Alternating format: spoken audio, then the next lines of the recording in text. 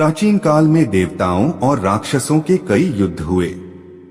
इन युद्धों में कभी देवता जीतते और कभी राक्षस, लेकिन एक समय ऐसा आया कि राक्षसों की शक्ति तेजी से बढ़ने लगी। इसका कारण था मृत संजीवनी विद्या। राक्षसों के गुरु शुक्राचार्य को भगवान शिव के आशीर्वाद से मृत संजीवनी विद्या का ज्ञान मिल गया था। अब युद्ध में जो राक्षस मर जाते, शुक्राचार्य उन्हें फिर से जीवित कर देते। देवताओं के लिए यह बड़ी समस्या बन गई। क्या उपाय किया जाए?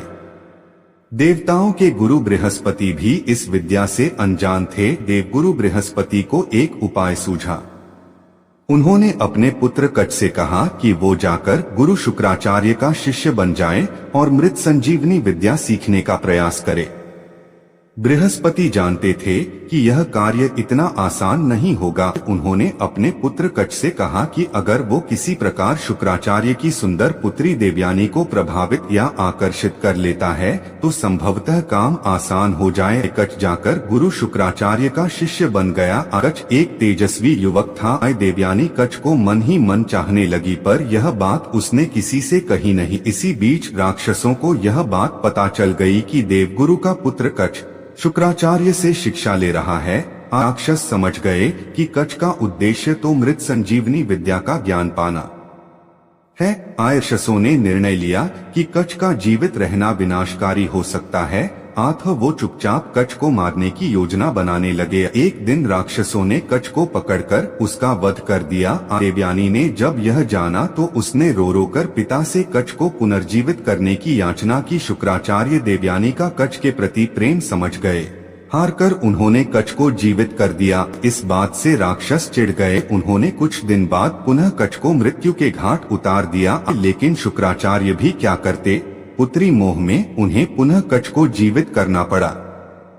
अब तो राक्षस क्रोधित ही हो गए। उन्होंने सोचा जो भी हो जाए कच को रास्ते से हटाना ही होगा। उन्होंने तीसरी बार कच को मार डाला। इस बार राक्षसों ने चालाकी की। राक्षसों ने कच को मारकर उसके शरीर को जला दिया और राख को एक पेय में मिलाकर अपने गुरु शुक्राचार्य को ही पिला दिया।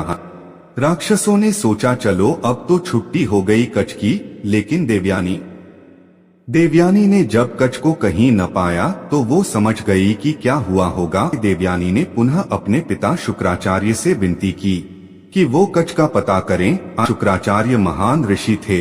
उन्होंने अपने तपोबल की शक्ति से कच का आवाहन किया तो उन्हें खुद के पेट से कच की आवाज आई। शुक्राचार्य दुविधा में पड़ गए। अगर वो कच को जीवित करते हैं तो वो स्वयं मर जाएंगे। उन्होंने कच की आत्मा को मृत संजीवनी का ज्ञान दे दिया। कच अपने गुरु शुक्राचार्य का पेट फाड़कर बाहर आ गया और शुक्राचार्य मर गए। कच ने मृत संजीवनी विद्या का प्रयोग किया और गुरु शुक्राचार्य को जीवित कर दिया। कच ने शुक्राचार्य को जीवित करके शिष्य के धर्म को निभाया। शुक्राचार्य ने कच को आशीर्वाद दिया।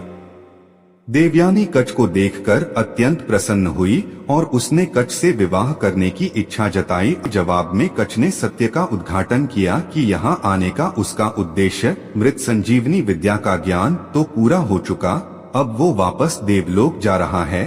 इसके साथ ही कच ने यह भी कहा कि चूंकि वो शुक्राचार्य के पेट से निकला है, शुक्राचार्य उसके पिता समान हुए। इस प्रकार देवयानी कच की बहन हुई, इसलिए वो अपनी बहन से शादी कैसे कर सकता है। देवयानी को इस बात से गहरा आघात पहुंचा। क्रोध और शोक में देवयानी ने कच को श्राप दिया कि वो कभी भी मृत संजीवनी विद्या का प्रयोग नहीं कर पाएगा। कच इस बात से चकित रहा गया। चिढ़कर उसने भी देवयानी को श्राप दिया कि वो जिस भी व्यक्ति से विवाह करेगी उसका चरित्र अच्छा नहीं होगा।